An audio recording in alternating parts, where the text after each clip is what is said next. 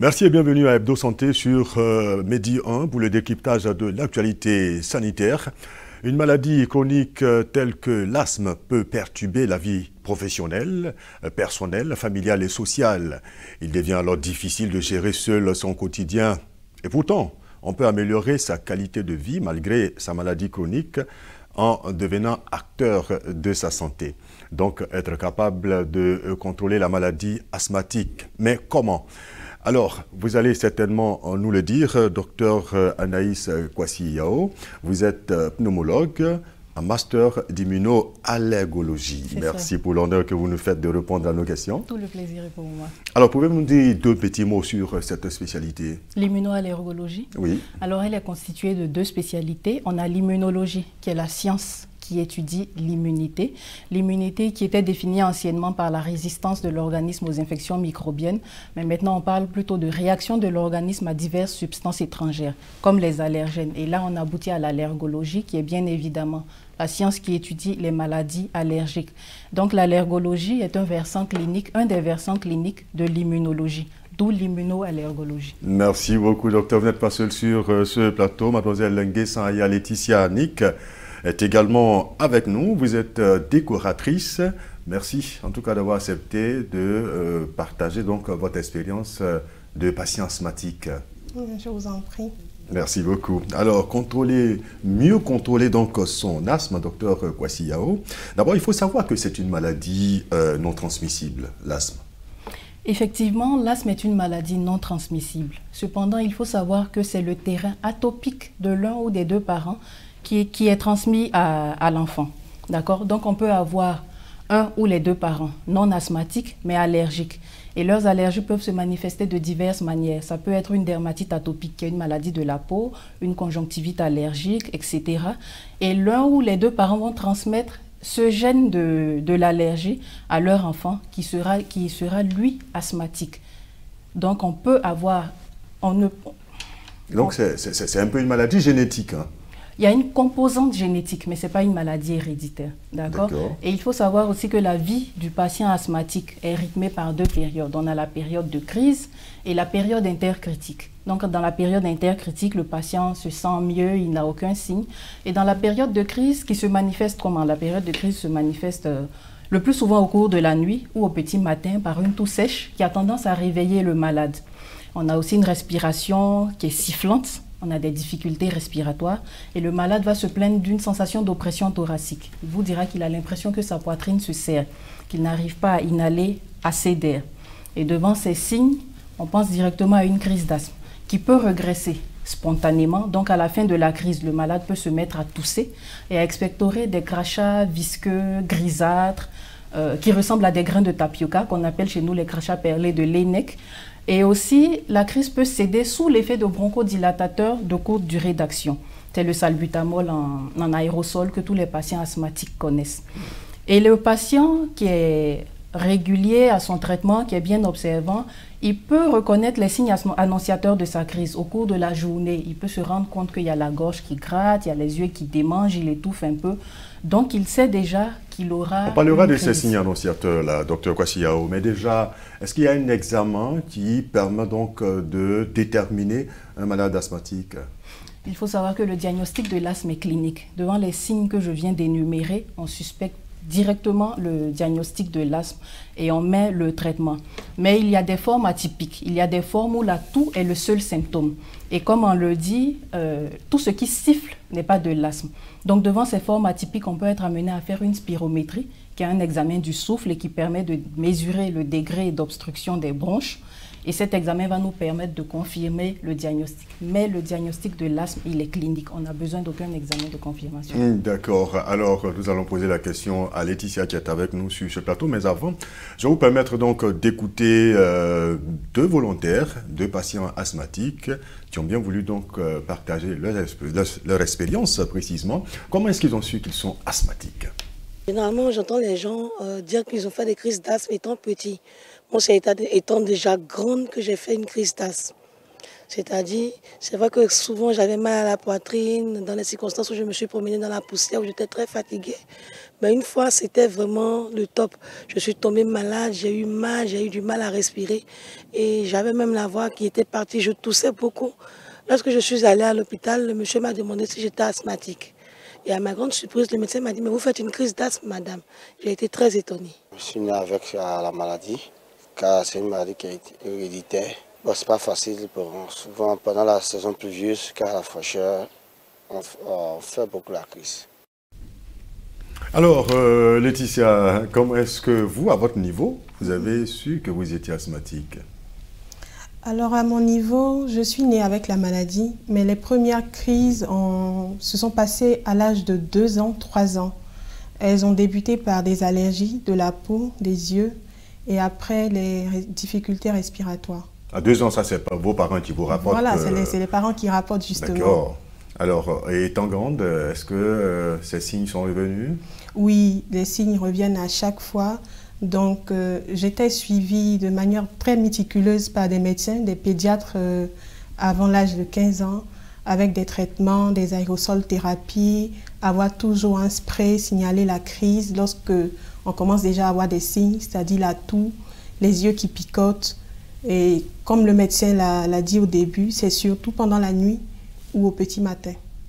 Alors, la jeune dame que nous avons vue dans l'élément tout à l'heure a parlé donc des facteurs. Alors, est-ce que, je vais dire, autour de nous, quels peuvent être les facteurs déclenchants d'une crise ou qui peuvent certainement provoquer l'asthme chez une personne? Dans notre milieu, on a plus les acariens, qui sont des êtres microscopiques invisibles à l'œil nu, qui se logent la plupart du temps dans notre literie, le matelas, les oreillers, les fauteuils. Et puis on a aussi les moisissures. Il y a également les pollens de certains arbres, les fanères de chiens et de chats, les poils de chiens et de chats, les blattes ou cafards. Il y a tout un lot d'allergènes. D'accord. Alors, je précise que mademoiselle Laetitia avec nous sur ce plateau est votre patiente. Et chez elle, quels sont les facteurs que vous avez pu identifier qui sont donc la cause de sa maladie? D'accord, donc comme chez la majorité de nos malades asthmatiques, on a identifié les acariens, les moisissures, le pollen, il y avait également les blattes et les fruits de mer. Les fruits de mer. Alors, lorsque le médecin vous a donné donc tous ces facteurs qui suscitent en vous donc les crises, qu'est-ce que vous avez fait? Alors, il faut éviter au maximum de se retrouver dans des situations qui peuvent vous conduire à une crise, c'est-à-dire éviter la poussière, éviter les poils des animaux, changer couramment la literie, faire attention au pollen et surtout éviter les crustacés. D'accord, les fruits de mer. Et là, vous vous en passez, hein? C'est difficile, mais j'essaie. D'accord. Alors, est-ce que toutes les franges d'âge sont touchées au même titre par cette maladie, docteur Kwasi-Yao? Oui, bien sûr, toutes les tranches d'âge peuvent être touchées par la maladie asthmatique. C'est vrai qu'elle se déclare la plupart du temps dans l'enfance, quand l'enfant commence à être en contact avec ses allergènes. Mais une crise inaugurale d'asthme, un adulte peut faire sa première crise à l'âge de 30 ans ou même dans la vieillesse. Toutes les tranches d'âge peuvent être touchées par la maladie asthmatique. D'accord. Alors, selon les estimations donc, de l'Organisation mondiale de la santé, c'est plus de 339 millions d'asthmatiques dans le monde. Alors, en Côte d'Ivoire, en Afrique, est-ce que vous avez quelques chiffres? C'est énorme, oui. En Afrique, l'OMS parle de plus de 50 millions d'asthmatiques. On a une prévalence d'environ 10%. Et en Côte d'Ivoire, selon les dernières études de notre cher maître, le professeur Kofi Ngora, on retrouvait une prévalence d'asthme de 15% en Côte d'Ivoire. En Côte d'Ivoire. Et alors, on voit également je vais dire, lorsqu'on se documente un peu, on se rend compte que c'est dans les pays les plus pauvres qu'il y a plus de victimes, qu'il y a plus de morts dues à cette maladie. Je dirais oui, à cause de l'urbanisation croissante. L'urbanisation est galopante dans nos contrées aujourd'hui. Et il y a aussi la pollution, qui est l'un des grands facteurs aggravants ou déclenchants de l'asthme. Alors, mais là, cela m'amène à vous demander quelles peuvent être les complications si on meurt de l'asthme. Qu'est-ce qui peut tuer dans l'asthme? Bien sûr, on meurt de l'asthme. Et ça, il faut que les gens le retiennent. L'asthme tue. Dans le monde, en 2016, l'OMS a estimé à plus de 400 000 décès attribuables à l'asthme. Et c'est un chiffre énorme. Ce constat est inacceptable. On meurt de l'asthme. Comme je le disais, notre maître, le professeur Kofi, a fait une étude où il a trouvé que tous les patients asthmatiques qui venaient en situation d'urgence, 86% mouraient, dont 77% aux urgences, 5% dans les services de réanimation et 17% dans les services de pneumologie. Donc le décès, c'est l'une des plus grandes complications de l'asthme. On meurt de l'asthme. Ça, j'insiste là-dessus, il faut le dire. Il y a aussi le fait qu'un patient ne soit pas bien contrôlé, qu'il ne soit pas observant à son traitement. Donc évidemment, il y aura le non-contrôle qui va aboutir à un asthme difficile ou un asthme sévère à traiter. Voilà, et on va aller à des thérapeutiques beaucoup plus fortes. Il y a aussi les patients, toujours les patients inobservants, toujours, qui aiment bien l'automédication par les corticoïdes, par voie orale, parce qu'ils ont l'impression que ça soulage la crise, ou ils se rendent dans un centre de santé où on leur fait une injection de corticoïdes. À la longue, évidemment, on aura les complications dues à la corticothérapie, qui sont le diabète, on a l'insuffisance surrénalienne, on a l'hypertension artérielle, etc. Donc il y a plusieurs complications. Alors, chez vous, Laetitia, est-ce que vous observez des complications de cette maladie dont vous souffrez? Oui, il y a des complications de la maladie parce que, comme elle a dit, lorsqu'on n'observe pas correctement le traitement, alors les crises deviennent beaucoup plus persistantes. Et il faut dire que les patients sont un peu têtus parce que lorsque tout va bien, on ne suit pas le traitement de fond. Et avec l'automédication, c'est vrai que j'ai souvent eu recours à ça pour aller rapidement dans mon travail, aller dans un centre de santé, se faire injecter des corticoïdes et reprendre sa journée. Mais il faut dire qu'aujourd'hui, les corticoïdes m'ont causé d'autres problèmes, par exemple l'ulcère.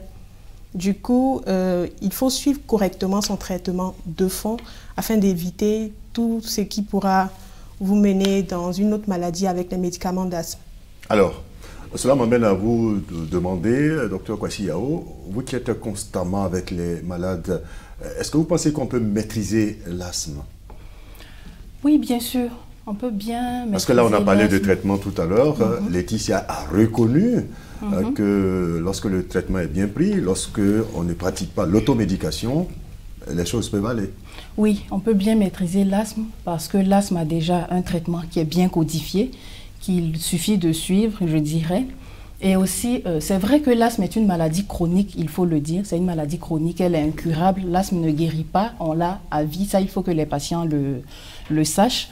Mais lorsqu'on aboutit à un bon contrôle de la maladie, cela concède aux malades une bonne qualité de vie sans contrainte ni limitation. Par contre, sous nos tropiques, c'est un peu plus difficile parce que d'abord, le traitement coûte cher et il y a plusieurs facteurs de non-observance au traitement. Il y a le déni de la maladie, les raisons socio-culturelles, le fait que le malade trouve le régime thérapeutique beaucoup trop lourd avec plusieurs inhalateurs et surtout encore le coût des médicaments. Donc, devant ce genre de cas, on aura un asthme non contrôlé et il va s'en suivre les complications. Alors, parlant donc de traitement, il n'y a pas encore eu, je vais dire, de traitement innovant, moins cher, à la portée de tout le monde à ce jour? Traitement innovant, oui. Moins cher, non. Plus le traitement est innovant, plus il est cher.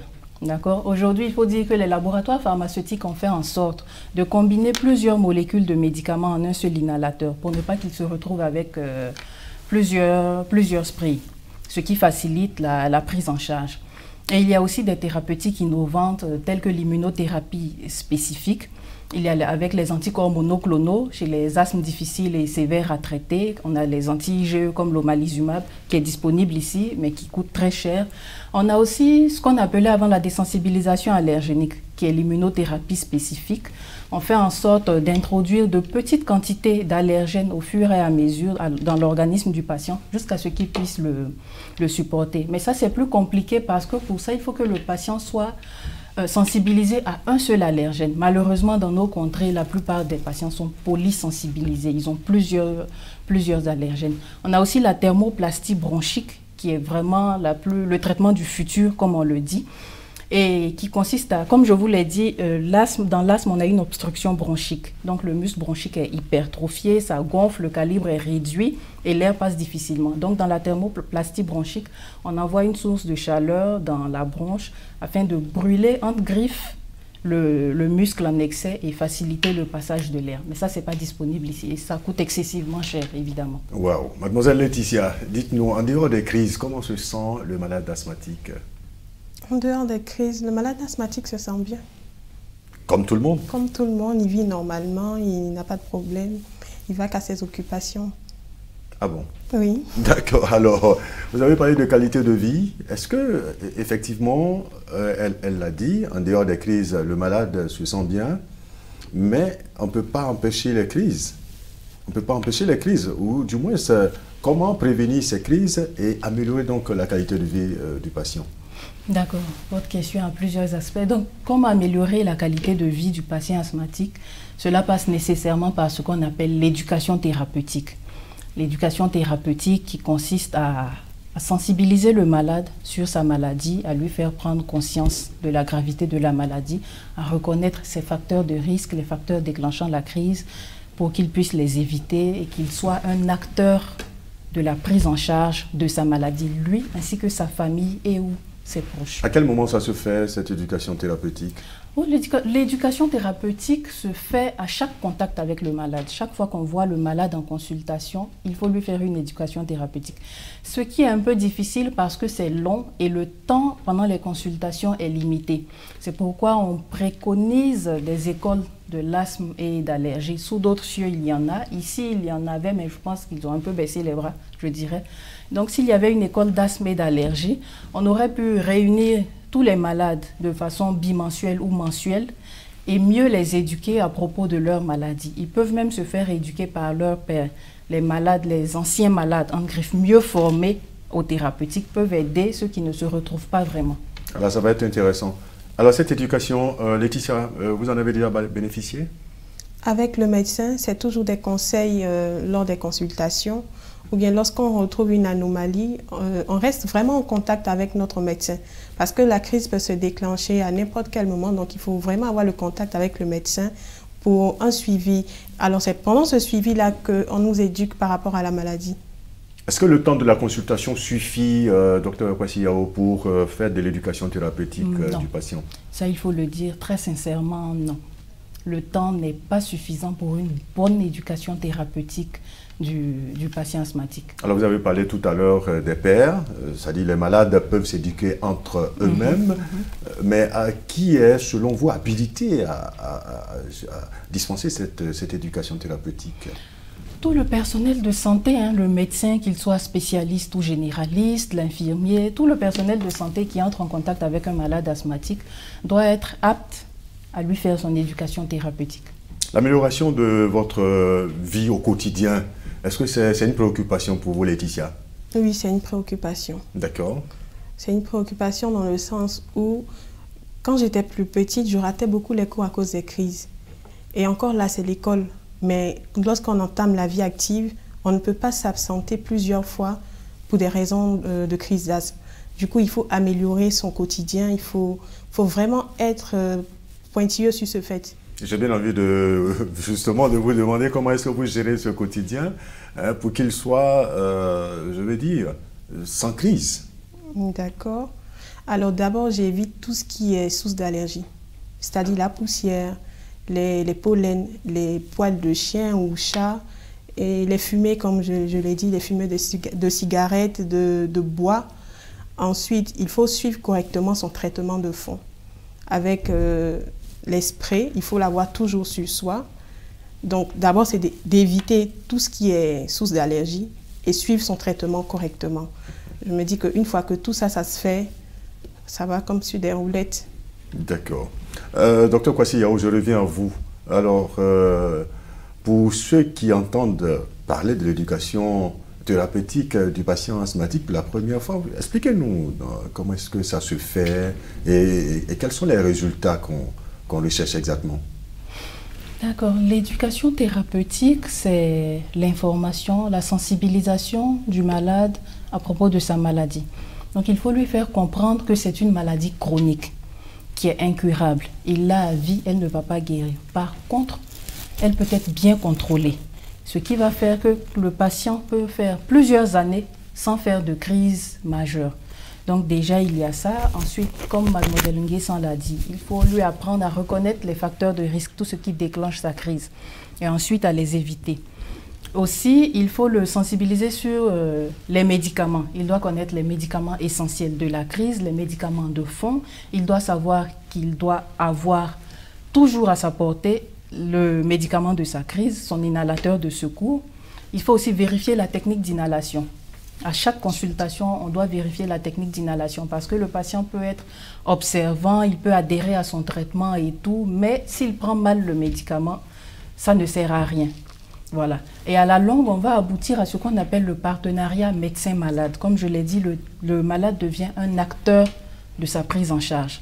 On parle même de plan d'autogestion. Le malade recense tous les signes qu'il reconnaît, tous les facteurs de risque qu'il reconnaît. On lui apprend à gérer la crise à la maison.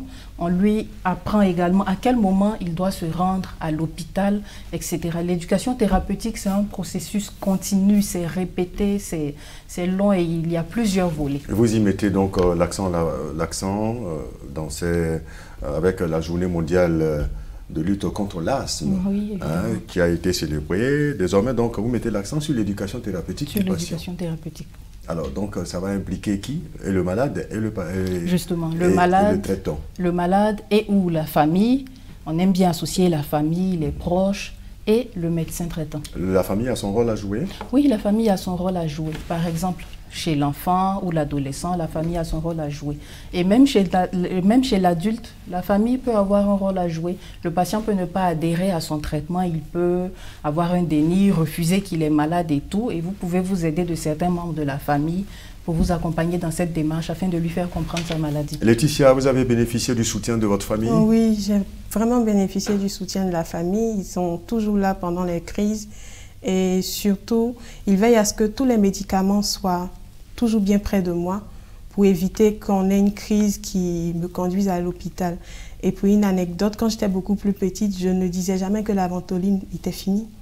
Donc du coup, on se retrouvait chaque soir à l'hôpital lorsqu'il y avait une crise.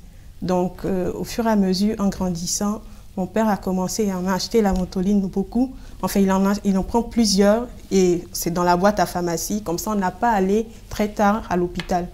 On essaie d'abord de faire un traitement à la maison avec le spray. Ensuite, quand on voit que c'est une crise qui est beaucoup plus dure, on se rend aux urgences pour la calmer, soit avec de l'oxygène ou d'autres traitements.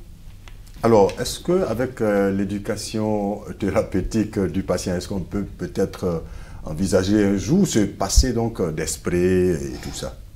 Docteur Kwasi. Est-ce qu'on peut envisager de se passer un jour des sprays? Je dirais non. Je dirais non parce que, encore une fois, je le répète, l'asthme est une maladie chronique, incurable. Donc, ce qu'on fait quand un patient est bien contrôlé, c'est de trouver la dose minimale efficace. On fait ce qu'on appelle le step down. Chaque fois qu'on revoit le patient, on l'évalue et quand il va mieux, on dégraisse la dose au fur et à mesure jusqu'à atteindre la dose minimale efficace. Et on garde cette dose-là à vie. D'accord. Alors, on va terminer donc par les perspectives de la lutte contre l'asthme en Côte d'Ivoire. Alors, qu'est-ce que vous prévoyez, vous, en tant que spécialiste de la maladie, pour qu'effectivement, on puisse mieux contrôler cette maladie? Déjà, comme perspective, nous, on a de nombreuses doléances à adresser. D'abord aux autorités sanitaires. On leur demande de faciliter l'accès à la formation de plus de spécialistes de l'asthme et de l'allergie, comme les pneumologues, les allergologues, de réduire de façon substantielle le coût des médicaments, parce qu'il faut dire que l'asthme, c'est une maladie qui coûte cher. Ça coûte très cher. Le traitement de fond, il débute à partir de 15 000. On peut aller jusqu'à 30 000 par mois. Devant le revenu économique vraiment bas de nos populations, la maladie coûte cher. Donc, il faut que l'État jette un œil. Et aussi, il faut qu'ils accompagnent les spécialistes de la santé que nous sommes dans la rédaction d'un guide de prise en charge de l'asthme qui est mieux adapté à nos réalités africaines. À ce propos, justement, en octobre, on a une réunion du comité de pilotage de rédaction d'un guideline de prise en charge de l'asthme en Afrique, parce qu'on s'est toujours appuyé sur les recommandations européennes, américaines, etc. Ensuite, aux agents de santé, il faut qu'on continue de se former. L'asthme est une maladie qui évolue de jour en jour, donc on doit continuer de se former continuellement aussi afin de détecter les messages éducatifs les plus pertinents à faire passer à ces malades. Il ne faut pas aussi qu'on soit un frein à l'éducation thérapeutique du patient. Et puis aux patients, ils doivent être adhérents à leur traitement. Bien entendu, on le leur dit tous les jours. Et il faut aussi qu'ils s'associent. Il faut qu'ils créent vraiment une association de malades asthmatiques en vue d'un plaidoyer aux autorités afin de réduire le coût des médicaments. Je pense que si le coût des médicaments est réduit en Côte d'Ivoire, on pourra mieux gérer cette maladie. Vivement que votre message soit entendu. Mademoiselle Laetitia, vous les malades, pour mieux contrôler votre maladie, qu'est-ce que vous attendez? D'abord, la réduction des coûts des médicaments. Ils sont très chers. Et ensuite, la meilleure prise en charge lorsque nous sommes en crise au service d'urgence. Il faut plusieurs appareils d'aérosol thérapie. Comme ça, lorsqu'on a un malade déjà en séance d'aérosol thérapie, celui qui vient d'arriver ne patiente pas parce qu'on a des problèmes à respirer. Quand on met encore du temps aux urgences, c'est pas fameux, pas du tout. Donc si les centres de santé peuvent se munir de plusieurs appareils d'aérosol thérapie, réduire le coût des médicaments pour les asthmatiques et surtout respecter les règles dans les endroits publics. Lorsque c'est marqué espace non fumeur, vraiment ne fumez pas. J'espère. Oui. Espérons que votre message donc soit entendu. Mademoiselle Nguessan Aya Laetitia Annick, je rappelle que vous êtes décoratrice. Merci en tout cas d'avoir accepté de partager votre expérience de patient asthmatique. Merci également à vous, docteur Anaïs Kwasiao. Vous êtes pneumologue, master 2 d'immunoallergologie. Merci d'avoir été là pour toutes ces informations. Merci également à vous qui nous avez suivis. On vous donne rendez-vous la semaine prochaine pour un autre numéro d'Hebdo Santé, toujours sur Média.